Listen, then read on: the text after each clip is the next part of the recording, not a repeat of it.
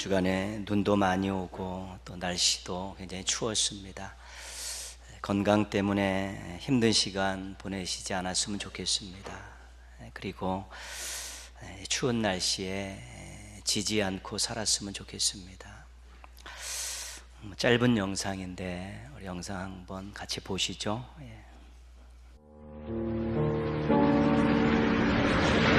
죄송한데요. 저 오늘 처음 면접이라 그런데 넥타이를 못 해서 그런데 좀 도와주실 수 있어요? 나는 방울이라 틀려가지고. 네, 그냥 매듭만 해주시면 돼요. 아, 정말 감사합니다. 아, 네네. 아, 진짜 감사합니다. 네. 합격하세요. 네네. 아. 요즘에 취직들 힘들어서 사실 잘해요. 가서. 됐네. 아, 네. 자, 파이팅. 네. 잘해요. 감사합니다. 오늘 회사인데? 그래서 꼭 가고 싶은 기억이 있었는데. 그래. 돼가지고. 2017년에는 좀 잘 돼. 젊은이가 잘 돼야지. 언제 하나 앉았는데 떼준 아, 네. 거야? 아, 감사합니다. 들고 있어요. 따뜻하니까. 너무 오랜만에 내봐가지고 이게 예쁘진 않은데 아, 괜찮습니다. 이거 이렇게 목으로 빼가지고 쭉 당겨봐요. 우리 아들도 얼마 전에 입사했거든. 긴장하지 마요. 잘 될 거야. 아유 근데 이게 내복도 안 입고 날씨가 이렇게 추운데 이렇게 나오면 어떡해. 아, 저 괜찮습니다. 코트를 하나 걸치고 나와야지. 아유 추워라. 이거 손이 캉캉 얼었네. 가만 있어봐. 여기 이게 하나 있는데 나는 안 추워. 아, 저 괜찮아요. 아니야 이거 가져가. 나는 괜찮아. 따뜻해. 일어나서. 아, 정말 감사합니다, 진짜. 요즘 젊은 사람들이 너무 힘들지. 용기 잃지 말고 잘 보고 좋은 결과 보기를. 먼저 꼭 보겠습니다.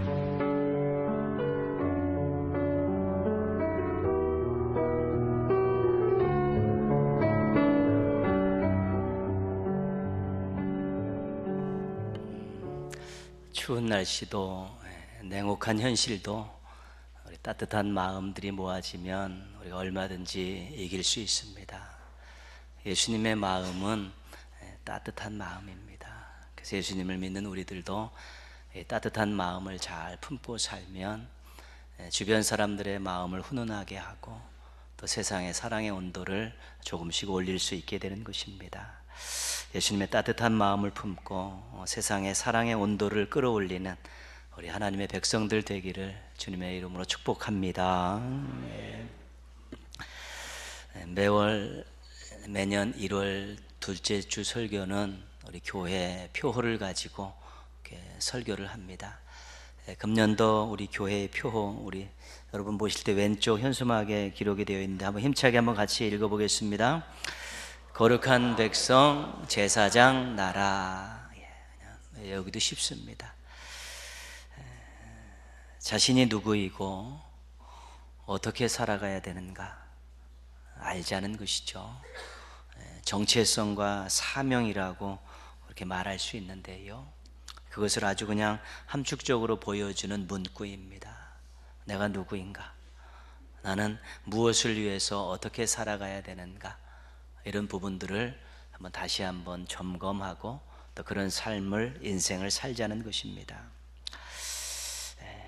정체성은 어떤 대상에 의해서 자신의 존재를 이제 확인하죠. 그래서 어렸을 때는 부모님과 이렇게 스승님, 존경하는 분들에 의해서 자기 나름대로 자신의 정체성들이 만들어져 갑니다. 그리고 어떤 공동체에 속해 있느냐에 따라서 그 공동체 안에서 자신의 정체성이 또 생겨나기도 하고요, 이념이나 사상 위에 정체성이 만들어지는 사람들도 있고요, 문화나 문명, 전통에 의해 생겨나기도 합니다. 근데 자신의 정체성이 누구에 의해서, 어떤 것에 의해 세워지느냐에 따라서 삶이 달라지는 것입니다. 왜냐하면 그 사람, 그 공동체, 그 문화와 관계된 삶을 살고 요구하는 삶을 살기 때문에 정체성과 관계돼서는 삶의 모습들이 그렇게 나올 수밖에 없게 되는 것입니다. 스캇 브레너 목사님의 하나님의 예배자라는 책에서 이런 문구가 나옵니다. 짜집기 정체성. 짜집기 정체성. 짜집기라는 것은 여러 가지 많은 그런 조각들을 붙여놓는 거 아닙니까? 이렇게 붙여가지고 하나의 그런 물건을 만드는 것인데, 사람들이 자칫 잘못하면 여기서 조금 저기서 조금 저기서 조금 이렇게 해서 자기네 정체성을 만들긴 만들었는데, 이것이 여러 가지가 막 붙어 있어 가지고 짜집기 됐다는 것이죠. 그래서 어쩔 때는 이런 모습들로 나오고, 어쩔 때는 이런 모습들도 나오고, 어쩔 때는 이런 판단을 가지고 이렇게 행동하고, 그래서 늘 환경과 형편에 따라서 자신의 존재도 달라지고 삶의 모습도 달라지고 원칙도 기준도 흔들린 그런 모습들의 삶이 나온다는 것이죠. 그게 짜집기 정체성의 하나의 병폐라는 것입니다. 그러면서 그분이 이렇게 힘주어 말하고 있습니다. 참된 정체성은 우리를 지으신 분과의 관계에서만 찾을 수 있다. 특히 우리 신앙인들이 우리를 만드신 창조주 하나님과의 관계 속에서 자신이 누구인가에 대한 확신을 가져야만이 된다는 것입니다. 뭐 이것저것 다 짜집기 해가지고 내가 이런 사람이다라고 그렇게 살아서는 하나님의 뜻대로 살기가 어렵다는 것입니다. 나는 뭐 충무공파 멧대손입니다. 나는 어느 지역 출신입니다. 나는 어느 학교 출신입니다. 나는 이 정도로 많은 부를 가지고 있습니다. 뭐 이런 것 가지고 자신의 정체성을 그 위에다 세우지 말라는 것입니다. 사도 바울의 고백 가운데서 우리가 몇 가지 고백을 보는데요, 내가 그를 위하여 모든 것을 잃어버리고 배설물로 여김은, 그런 고백이 있습니다. 그가 정통 유대인입니다. 순수 혈통의 정통 유대인이고요. 그는 베냐민 지파라는 왕족 지파에서 태어났고요. 율법에 정통하고 율법을 가르치는 율법 교사고 랍비였습니다. 당시에 있어서 정통 유대인이고 또 율법을 가르치는 율법 교사 랍비 바리새인이라면 명예와 권력에 있어서 또 나름대로 삶에 있어서 상위 1%에 속하는 최고의 자리에 있는 것입니다. 그런데 사도 바울이 그것을 배설물로 여긴다, 그렇게 고백하는 것이죠. 자신은 그 위에다가 자신의 정체성을 세우지 않겠다는 것입니다. 자신은 주님을 위해서 그리스도 안에서 하나님과 관계된 그런 정체성을 세우지, 그런 인간적인 조건들, 남들이 부러워하는 인간적인 조건들 위에 정체성을 세우지 않겠다. 나는 정체성을 세우는 일에 있어서 그런 좋은 인간적인 조건들, 상위 1%가 가지고 있는 그 인간적인 조건들을 배설물로 여기겠다, 그런 고백을 하고 있는 것입니다. 그렇기 때문에 그가 많은 성도들에게 또 교인들에게 이런 권면을 하죠. 자랑하려고 하느냐? 그러면 주 안에서 자랑하라. 그렇죠? 많은 자랑거리가 있다는 것이죠. 그 자랑거리가 실은 자신의 정체성을 세우는 아주 근간이 될 수 있는 것입니다.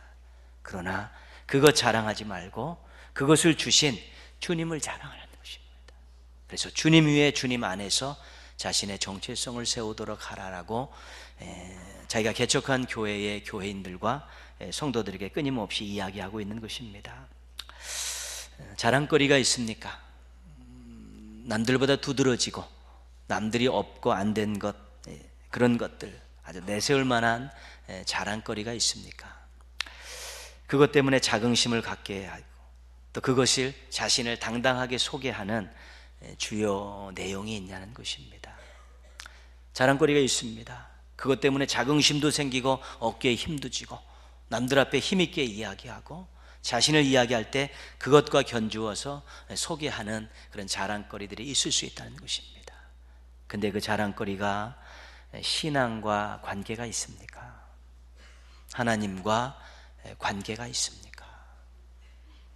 신앙과 하나님과 관계가 없는 자랑거리 위에다 자신을 세우고 자신의 인생을 세우면 그것은 오래가지 못하는 것입니다. 신앙과 관계된, 하나님과 결부된 그런 정체성을 가져야만이 하나님이 기뻐하시는 삶을 살 수 있고 그 삶을 사명으로 여기면서 진지하게 살 수 있는 것입니다. 말씀을 몇 군데 쭉 살피면서 이 정체성과 사명을 한번 말씀 안에서 우리가 찾아보려고 합니다. 창세기 1장 27절입니다. 하나님이 자기 형상 곧 하나님의 형상으로 사람을 창조하시되 남자와 여자를 창조하시고, 창세기에 나오는 인간론은 하나님의 형상으로 만들어진 피조물이라는 것이죠. 동물들은 하나님의 형상으로 만들지 않았습니다. 그럼 하나님의 형상은 무엇인가 하면 하나님과 관계를 맺고 살 수 있는 자격과 같은 것입니다. 너는 내가 만든 특별한 존재라는 그 하나님이 주신 표식이라는 것입니다. 그래서 인간은 만들어질 때 하나님의 형상대로 만들어졌는데 하나님이 특별한 존재로 하나님과 관계를 맺고 살 수 있는 존재로 만드신 것입니다. 연이어서 창세기 1장 28절은 이렇게 말씀합니다. 하나님이 그들에게 복을 주시되 하나님이 그들에게 이르시되 생육하고 번성하고 땅에 충만하라. 땅을 정복하라. 바다의 물고기와 하늘의 새와 땅에 움직이는 모든 생물을 다스리라. 이 다스리라는 말이 중요합니다. 하나님의 형상으로 만들어진 인간들에게 하나님이 만들어진 모든 자연 만물을 다스릴 수 있는 자격을 주셨다는 것입니다. 다스려야 된다는 사명을 주셨다는 것입니다. 하나님의 마음을 가지고 또 하나님의 뜻대로 잘 관리하라는 그런 사명을 맡겨주신 것입니다. 이것이 창세기에 나오는 인간의 정체성과 사명입니다. 하나님의 형상으로 만들어진 특별한 존재다. 하나님이 만드신 것들을 하나님의 마음으로 잘 다스려야 된다. 이것이 창세기에 나오는 인간의 정체성과 사명입니다. 하나님께서 애굽에서 400여 년 종살이하던 아브라함의 후손들을 구원하셨습니다. 바로를 꺾으시고 그들을 애굽에서 탈출시키셨습니다. 홍해를 마른 땅처럼 건너게 하셨습니다. 그때 나왔던 그 수많은 사람들은 많은 부류가 대부분이 아브라함의 후손들입니다. 그런데 성경에 보면 그 속에는 수많은 잡족들이 있었다고 이야기합니다. 애굽을 탈출할 때 아브라함의 후손들도 많았지만 수많은 잡족들도 함께 탈출을 했다는 것이죠. 그러니까 실질적으로 출애굽한 백성들은 순수하게 아브라함의 후손들만 있는 것이 아니라 많은 잡족들도 섞여 있었다는 것입니다. 그때까지는 하나님이 택한 그룹이긴 했지만 하나님의 백성들은 아니었던 것이죠. 그래서 그들을 신의 산으로 하나님께서 인도하시죠. 그리고 모세를 불러 올리십니다. 그리고 모세에게 이 말을 백성들에게 꼭 전해라. 그러면 주셨던 말씀이 오늘 우리가 읽었던 본문 말씀입니다. 우리 교회가 1년 동안 붙들고 살고자 하는 그런 말씀이기도 한 것이죠. 제가 한 번 더 읽겠습니다. 세계가 다 내게 속하였나니 너희가 내 말을 잘 듣고 내 언약을 지키면 너희는 모든 민족 중에서 내 소유가 되겠고 너희가 내게 대하여 제사장 나라가 되며 거룩한 백성이 되리라. 너는 이 말을 이스라엘 자손에게 전할지니라. 아멘. 하나님께서 언약을 맺자는 것입니다. 아쉬울 것이 없는 하나님께서 아브라함 후손과 중다한 잡족들을 모아놓고 야 너희 나와 이제는 언약을 맺자.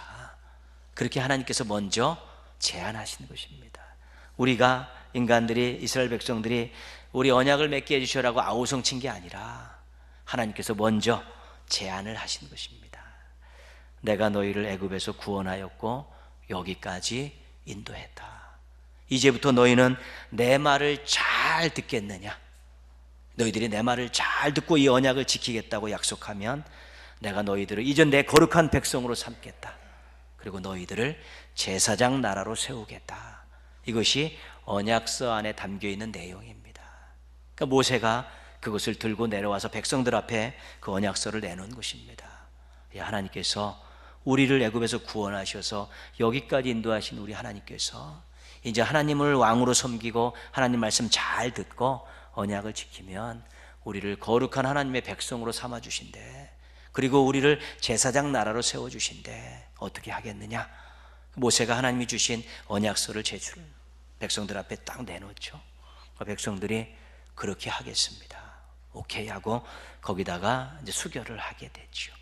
그래서 맺어진 것입니다.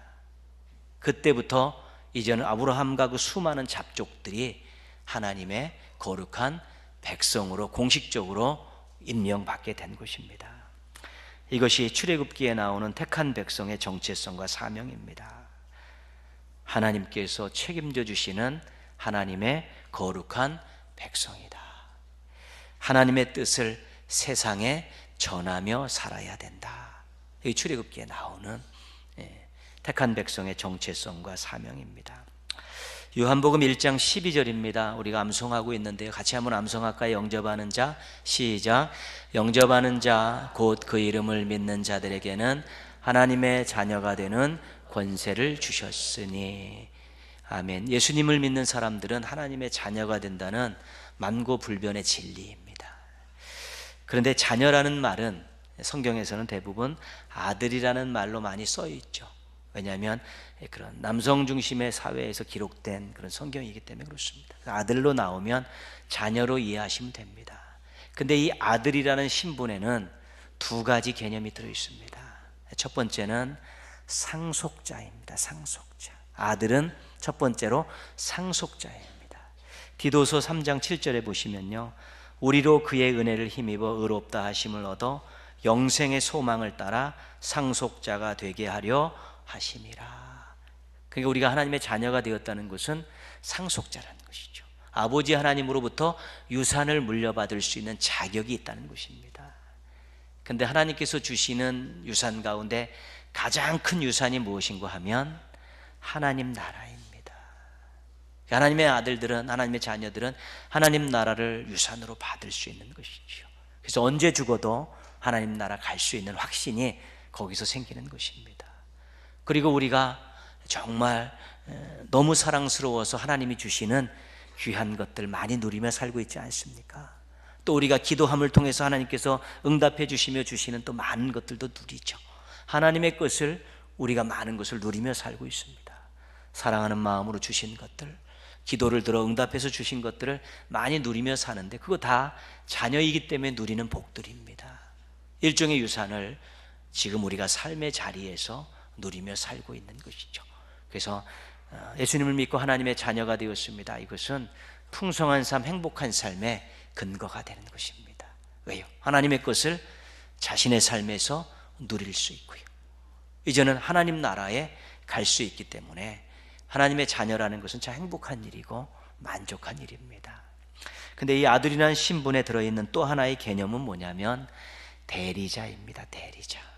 아버지를 대신해서 이 땅에서 아버지가 원하는 삶을 살아가는 것이죠.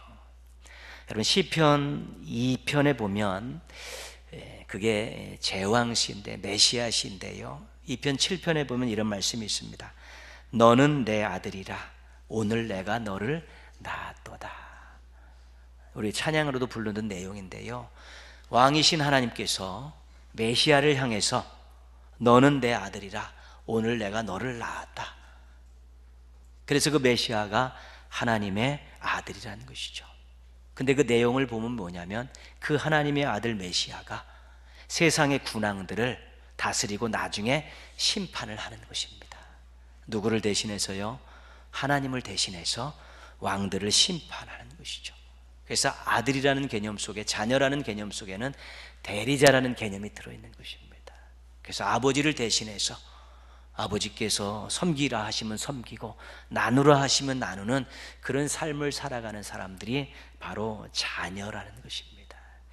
그래서 이것이 신약 성경에 나오는 구원받은 자들의 정체성과 사명입니다. 하나님의 사랑받는 자녀다. 하나님을 대신해서 세상을 섬겨야 한다. 이것이 구원받은 자들의 정체성입니다.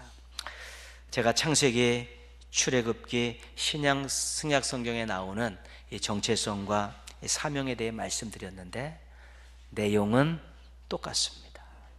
표현이 다를 뿐입니다. 성경 전체는 전부 그렇게 이야기하고 있습니다.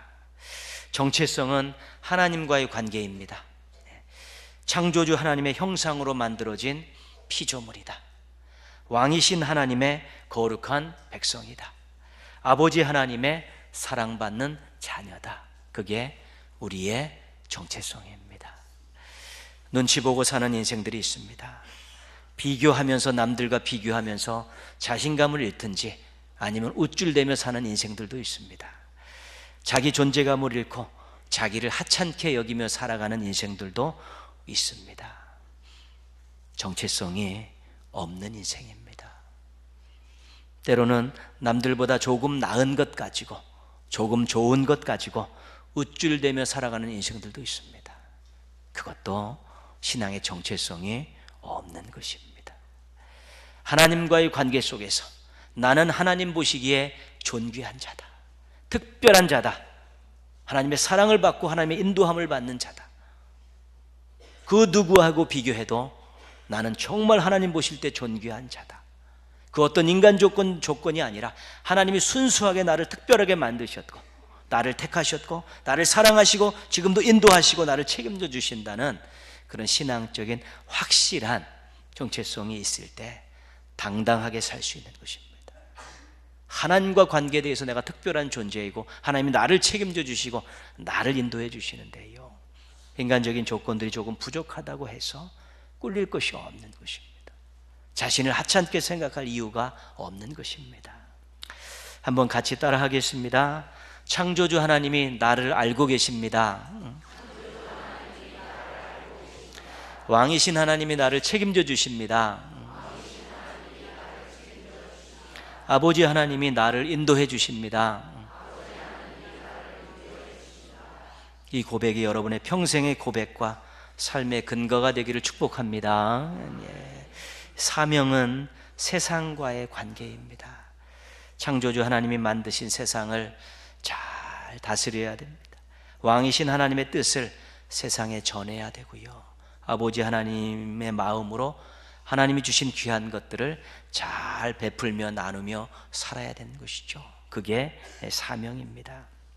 하나님과 관계가 분명한 사람은 제일 먼저 자신을 뛰어넘습니다. 자신을 뛰어넘어서 이웃으로, 지역으로, 세상으로, 열방으로 나가게 되어 있습니다. 하나님이 원하시는 사명자들은 전부 방향이 세상을 향하게 되어 있습니다.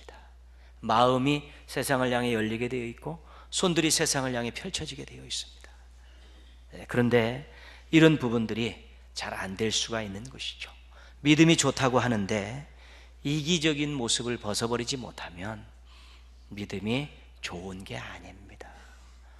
기도를 많이 하는데 자기중심적인 모습을 벗어버리지 못한다면 그거는 기도가 자기만을 위한 기도를 하는 것뿐입니다.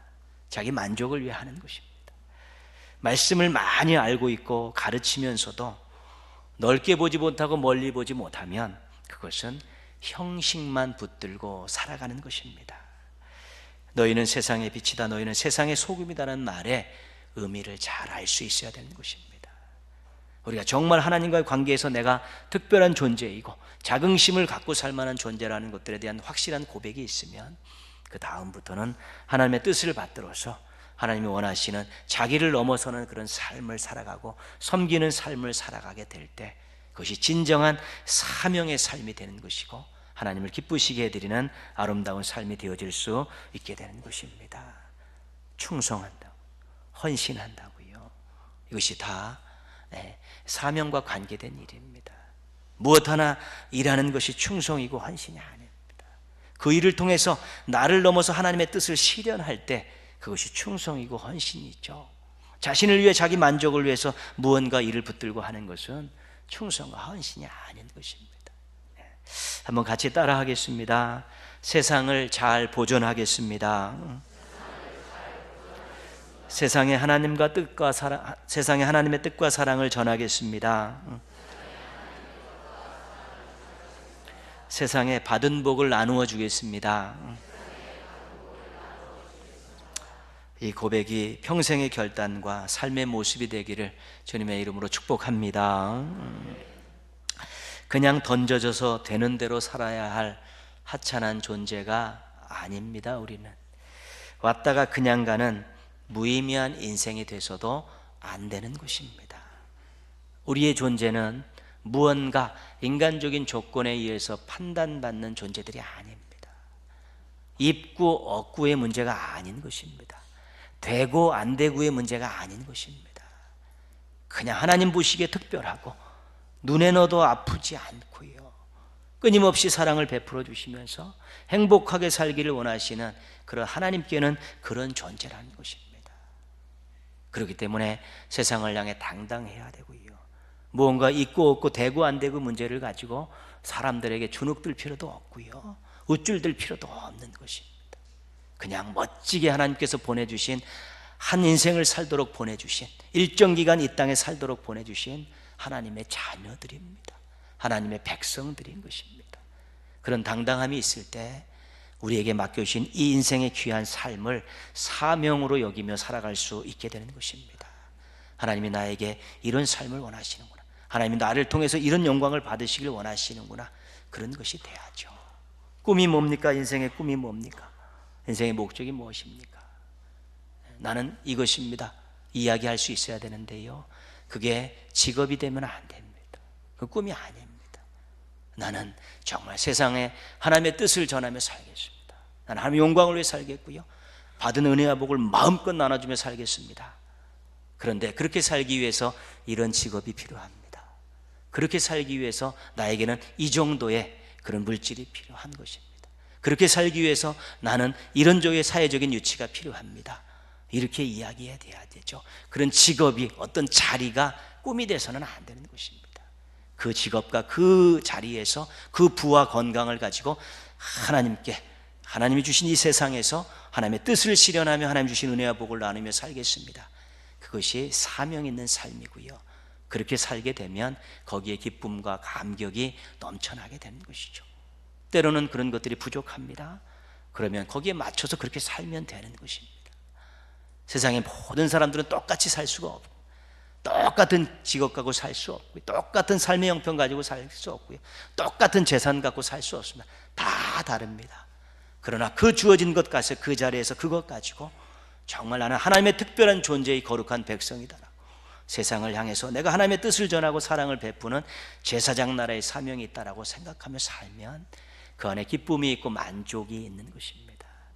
여러분, 감사 제목을 많이 가지고 감사 기도를 드리시고 감사 헌금도 하시는데요, 무언가 감사 제목과 감사 헌금의 주된 내용은 무엇을 얻었다는 것과 무엇이 되었다는 것이 많습니다. 해결되었다는 게 많습니다. 그러나 때로는요, 어떻게 생각하고 기도하다 보니까 내가 하나님의 자녀라는 것이 너무 감사한 것이죠. 내가 하나님께 특별한 존재라는 게 너무 감사한 것이죠. 그거 정말 감사의 제목이고 또 감사 헌금 드릴 만한 것이고요, 정말 세상에 나가서 복음을 전하고 말씀드리고 섬기며 나누며 살다 보니까 나는 손해가 받는데도 이 가슴 속에 기쁨이 있고 감격이 넘치는 것 때문에 또 감사하고 또 감사 헌금도 드릴 수 있어야 되는 것입니다. 그게 진짜 감사라는 것입니다. 2018년 우리 성도들과 우리 가정과 우리 교회가 거룩한 백성 제사장 나라라는 이 정체성과 사명을 분명히 하고 한번 멋지게 살아보자라고 표어를 정했습니다. 여러분도, 여러분의 가정도, 우리 교회도 정말 하나님 보실 때 특별한 존재라는 자긍심을 가지고 하나님의 뜻과 하나님의 사랑과 하나님이 주신 복을 마음껏 나누며 살겠다라는 그런 좋은 마음들을 품고 한번 시작하신다면 2018년 우리에게 참으로 행복이 넘쳐나고 하나님이 영광 받으시는 놀라운 일들이 일어나게 될 것입니다. 여러분과 가정과 교회가 보석처럼 빛나는 모습으로 세상을 향해 마음을 열고 소문을 내밀며 우리 당당하게 살고 멋지게 사시기를 주님의 이름으로 축원합니다. 아멘.